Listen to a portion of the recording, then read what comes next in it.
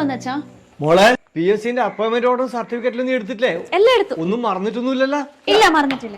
മോളെ ഇതാ പോന്ന വൈക്ക് ഇതൊന്നാ കൂലത്ത് വണ്ണാരത്തിലിട്ടെ. ഓ ആയിക്കോട്ടിപ്പാ, നിങ്ങളെ മോള് പഠിച്ചിട്ടെന്നെ ജോലി കിട്ടീനി.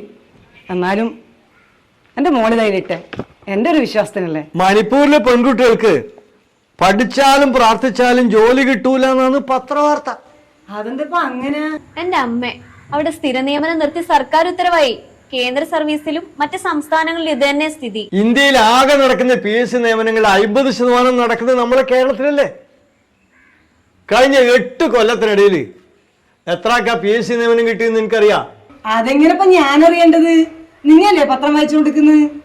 2.5 ലക്ഷം പേർക്ക്. അതിലൊരാളാണ് അമ്മയുടെ മോള്. ഇനി വർത്താനം പറഞ്ഞ് വയ്യണ്ട, വേഗം പോയിട്ട് ജോയിൻ ചെയ്യാൻ നോക്ക് അല്ലേ. പോയിട്ടോ.